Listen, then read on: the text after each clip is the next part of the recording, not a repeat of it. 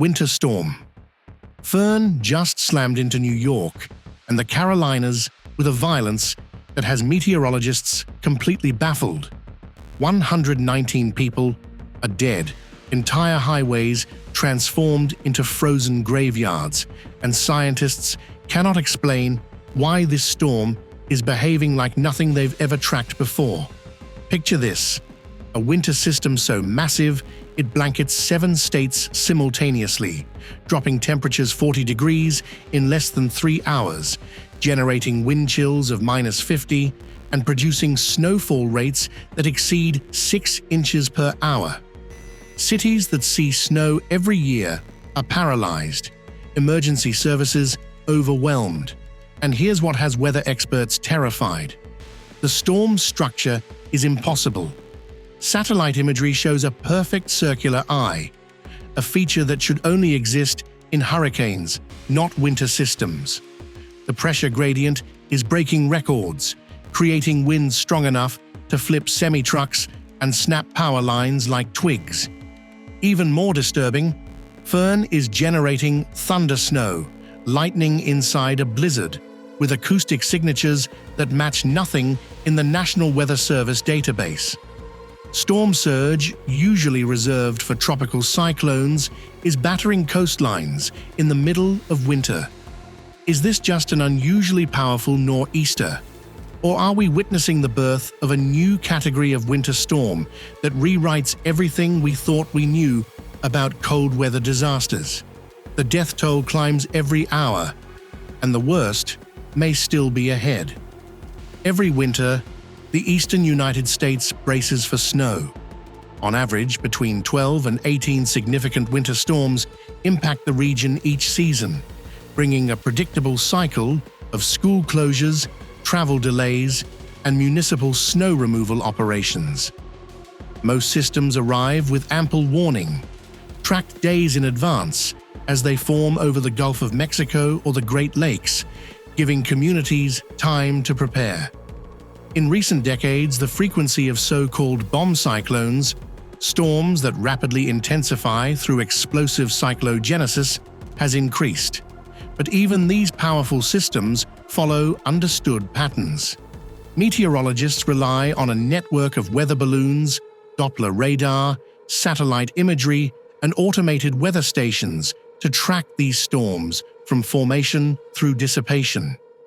This is the environment into which Winter Storm Fern arrived, not as a typical winter event, but as something that defied every forecasting model and historical precedent. For residents of New York and the Carolinas, winter storms are never abstract. They shape daily life from November through March, influencing everything from commute times to heating bills.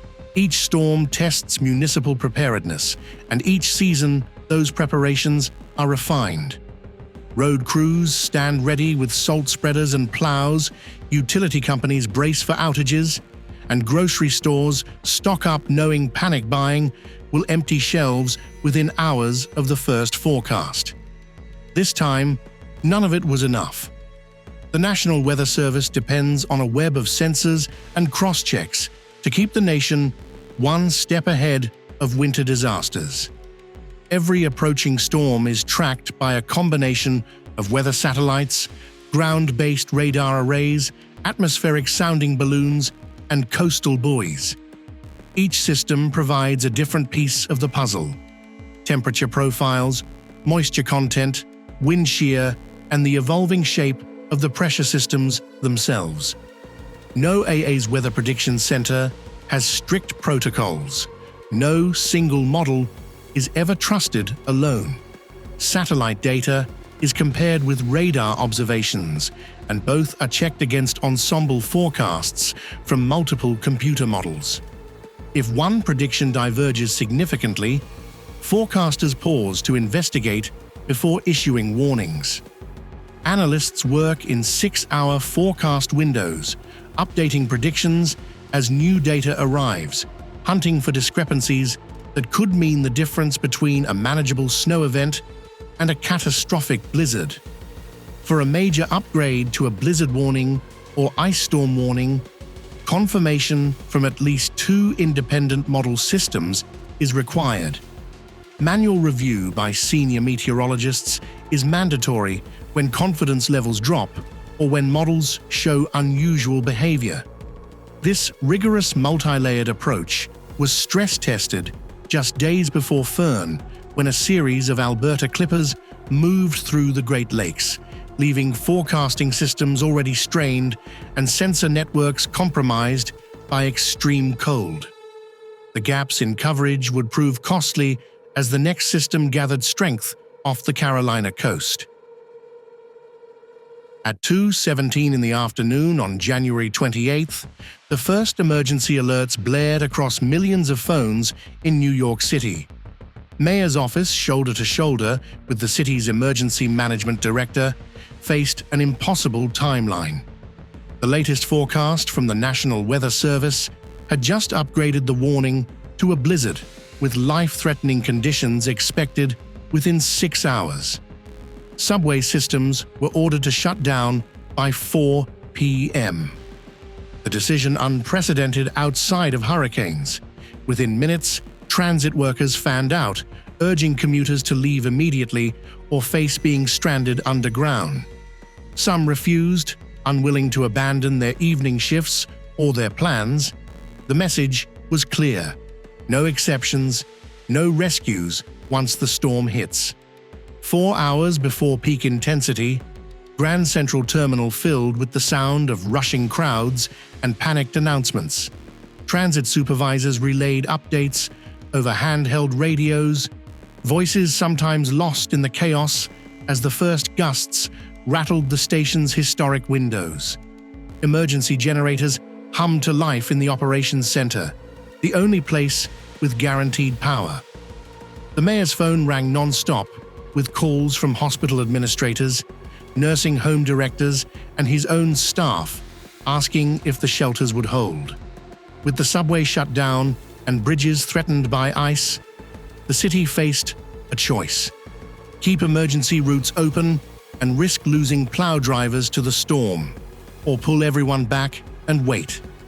The mayor chose caution, ordering all non-essential vehicles off the roads by 6 p.m. and halting all travel across the city's bridges. Later, as news of the first deaths filtered in, 3 homeless individuals found frozen in doorways and a taxi driver who never made it home. The mayor's frustration was raw. He said they had done everything possible, that the city was evacuated before the worst arrived, but the storm's speed was beyond prediction. 90 minutes after sunset, a desperate voice crackled through the static. A Metro North commuter train, stranded between stations north of the city, was losing heat fast. The locomotive's diesel engine had frozen. The backup generator already dead from the cold, and temperatures inside the cars were dropping below freezing. The conductor's radio plea came in broken bursts. "We're stopped. No heat. Passengers hypothermic. Anyone, please?"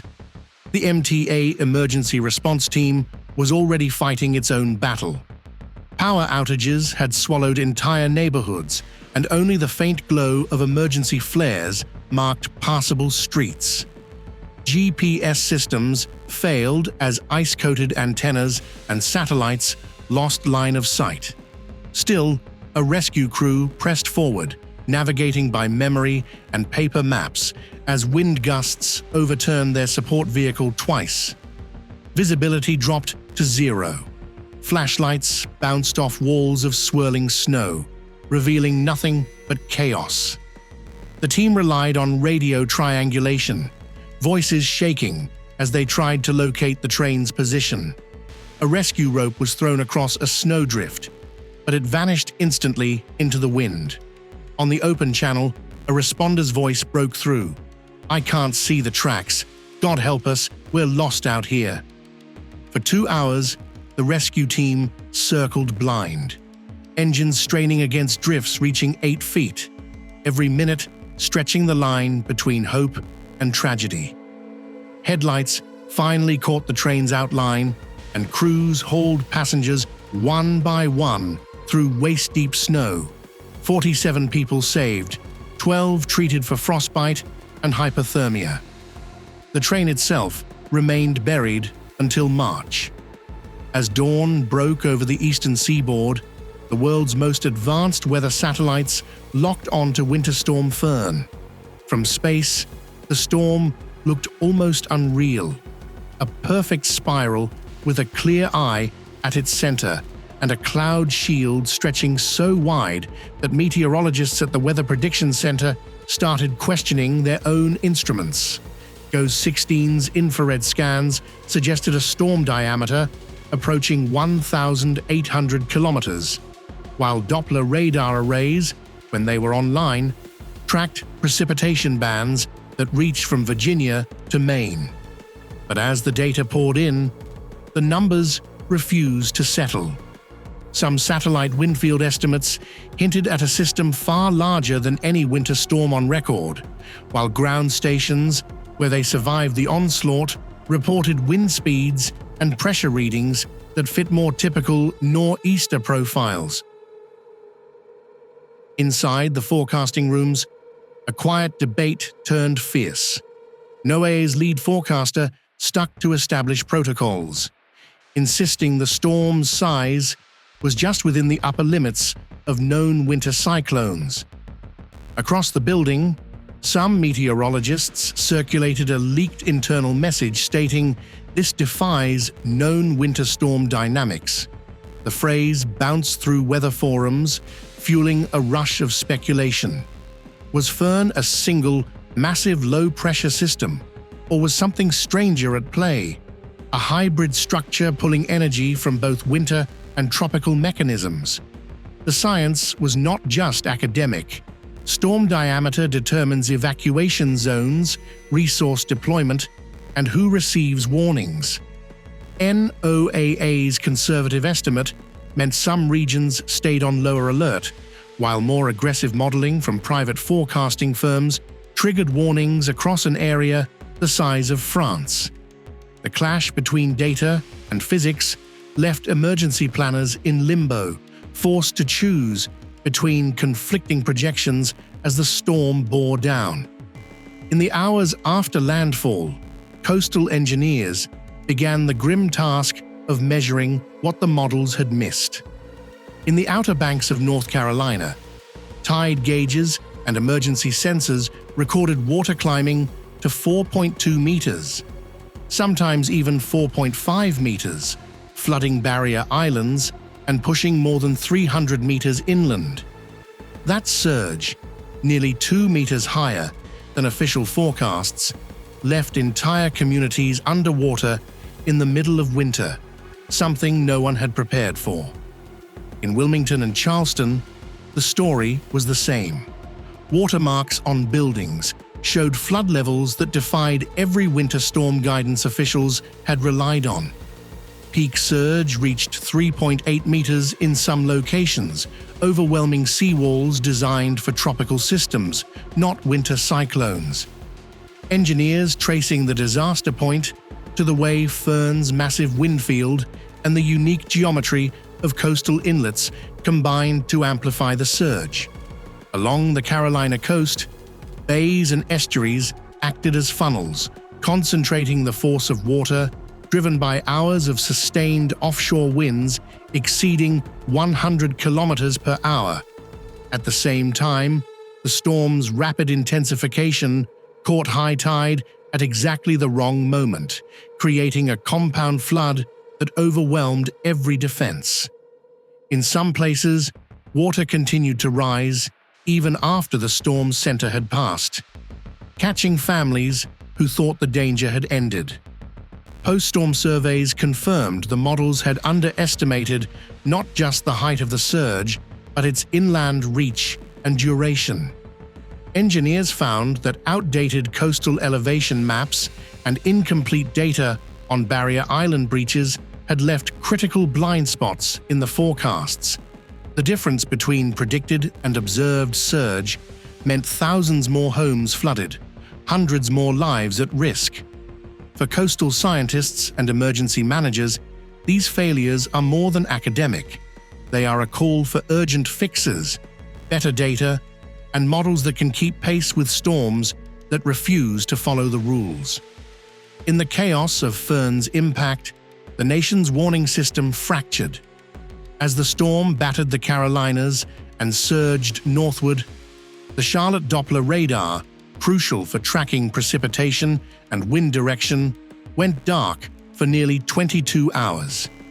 6 coastal tide gauges, including those in Wilmington, Morehead City, Charleston, and Myrtle Beach, dropped offline just as the water began its deadly climb. 4 weather stations across the region lost full data feeds for over 18 hours, leaving meteorologists with only scattered readings as communities faced life-threatening conditions. In hard-hit Raleigh, the absence of live radar data meant tornado warnings inside the storm lagged by critical minutes. Emergency managers later admitted that situational awareness was severely degraded at the worst possible moment. Relief logistics faced their own nightmare. FEMA had pre-positioned record supplies across the region, over 3 million meals, 2 million liters of water, and thousands of generators. But as the death toll climbed and evacuation numbers exceeded all projections, local distribution centers in Charlotte and Syracuse found their stocks insufficient. Blocked highways and closed airports left entire counties waiting, sometimes for days, as supplies sat unreachable in distant warehouses. Humanitarian agencies flagged the gap. Record stockpiles on paper, but distribution paralyzed by impassable roads and missing real-time data on which communities were cut off. Climate scientist Dr. Helen Martinez voiced the frustration of many. She said, "We keep hearing about investments in disaster response, but the sensors are aging, the networks are fragile, and last-mile delivery breaks down when it matters most." She warned that authorities need to treat climate adaptation and infrastructure as survival, not budget line items. 7 signals now stand out, each one pointing to a winter storm era that refuses to obey old limits. First, the Atlantic sea surface temperature anomaly reached plus 2.1 degrees Celsius this winter, enough excess heat to fuel systems that should not exist in January. Ocean heat content off the Carolina coast was at record highs, giving Fern a vast reservoir of energy even as it moved over land. The North Atlantic Oscillation, a climate pattern that shapes winter weather, entered a strongly negative phase, steering the storm along an unusual track that maximized coastal impact. Atmospheric moisture was off the charts, with precipitable water values exceeding summer thunderstorm levels, creating snowfall rates that buried vehicles in minutes. At the same time, the jet stream configuration remained locked in an extreme meridional pattern, a deep trough that allowed Arctic air to plunge south while moisture surged north, creating the perfect collision.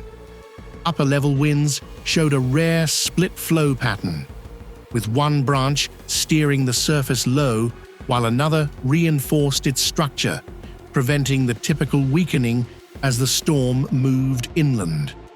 The storm's central pressure dropped 24 millibars in 24 hours, meeting the definition of bomb cyclogenesis, but the rate of intensification exceeded even those extreme thresholds. Each of these factors alone is a red flag. Together, they create a recipe for catastrophe that cannot be explained by natural variability alone. Dr. Patricia Vance, an atmospheric physicist, put it plainly. This is not just a one-off event. The thermodynamic profile and energy budget suggest we are entering an era when winter storms can access tropical energy sources. For scientists, these signals are not just warnings. They are evidence that the future is no longer about the storms we remember. It is about monsters we are only beginning to imagine. Today, as morgues fill beyond capacity and families search for missing loved ones, the eastern United States faces storms that defy prediction and preparation. Fern's unprecedented power exposes how rapidly changing climate conditions now outpace our models and our infrastructure. The death toll stands at 119 confirmed, with dozens still missing under ice and snow. Entire highway segments remain closed, littered with abandoned vehicles and makeshift memorials. Power outages stretch into their second week for hundreds of thousands. Hospitals operate on backup generators, rationing fuel and supplies. The economic cost exceeds $40 billion and climbing, surpassing Hurricane Sandy's winter impact. But the human cost cannot be quantified. Families separated, lives upended, communities that may never fully recover. In Buffalo, a father and his 2 children froze to death in their car, trapped on a highway less than 2 miles from their home. In Charlotte, an entire nursing home lost power for 36 hours, resulting in 8 deaths from hypothermia. In New York City, subway flooding displaced 200,000 commuters and will take months to repair. These are not statistics. They are lives, each one a failure of systems that promised protection. The warning is clear. Nature's playbook is being rewritten. Winter storms are accessing energy reserves and intensification pathways that should not exist. Our infrastructure, our forecasts, our emergency response frameworks, all are built for a climate that no longer exists. Are we ready to adapt before the next storm arrives? Or will we continue to count the dead and wonder what we could have done differently? For the latest updates on Winter Storm Fern and the ongoing recovery efforts, subscribe and follow our coverage. Because the next storm could be forming right now, and the warning might come with even less time to prepare.